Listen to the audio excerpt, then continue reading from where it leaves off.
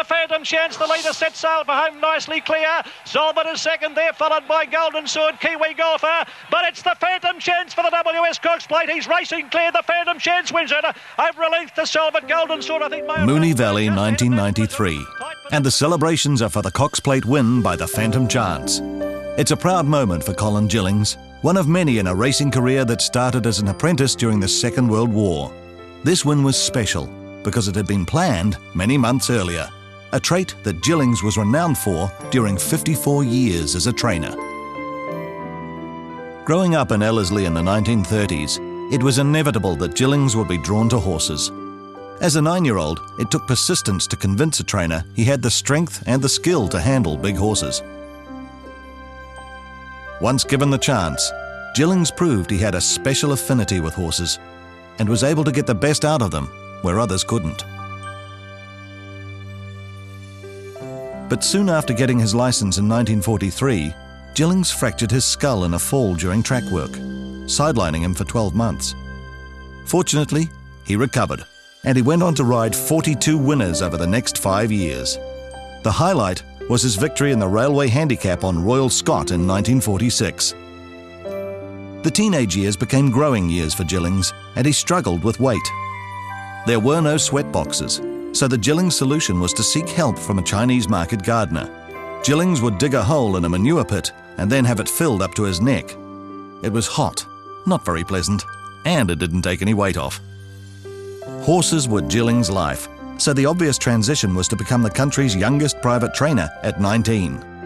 The first trip across the Tasman in 1950 as the Empire Games kicked off was a great success. Lady Finnis was one of several winners to show Australians and New Zealanders that this young trainer would be one to watch.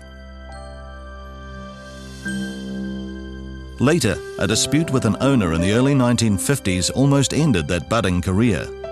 Jillings went from training to being trained as a cable joiner for the Auckland Power Board.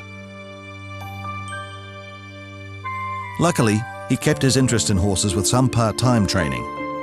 When the chance came to take over the Tucker stables at Ellerslie, he jumped at it, and his career never looked back. The first significant win came with Yeeman in the Auckland Cup in 1956. Jillings was just 25, and the whiz-kid apprentice was now a whiz-kid trainer. Yeeman was to collect the Wellington Cup in 1958, the same year that another horse started an unprecedented run of success for Jillings. Derbies are the most coveted 3-year-old prize, and they're races won by very special horses and trainers.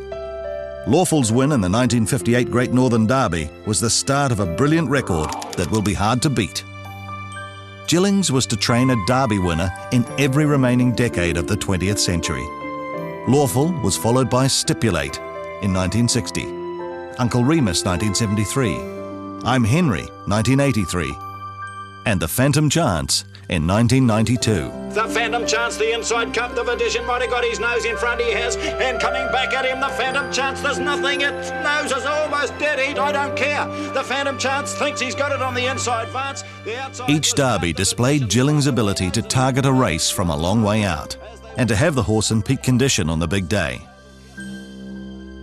With so many champions through the stables, Jillings has always been reluctant to name a favourite. Stipulate followed his Derby success with an Auckland Cup win in 1963.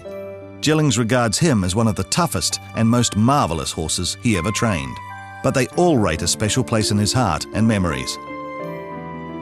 Uncle Remus was so popular that Jillings would often be sent pocket money by young fans and pensioners to buy carrots for their personal favourite. Brockton was probably the greatest jumper in the Jillings stable, because of his Great Northern Hurdles and Steeplechase double in 1971. Few people know that Jillings had to go beyond the call of duty to ensure success. The night before the steeplechase, Jillings was warned a serious threat had been made to get Brockton before the race. So with a thermos to keep out the night chill, Jillings stood guard over his champion. That win was extra special, just like the second Great Northern Steeplechase the following year. Perhaps win in the 1976 Auckland Cup stretched Jillings' winning cup sequence to 3 decades, along with the derbies. And it's perhaps from Times Mate as they're coming down the straight. Perhaps ahead there are Time On and Times Mate fighting grimly through on the inside. Upik is battling on, so is 747. And perhaps is still the leader in the Auckland Cup. Upik finishing brilliantly on the inside. And it's perhaps down towards the post. Perhaps has won it. Upik is second. Times Mate. The Cup's run didn't make it through the 1980s, although the decade did introduce a new era of success. Richard Ewell formed a training partnership with Jillings in the 1986-87 season, and together they would train more than 700 winners.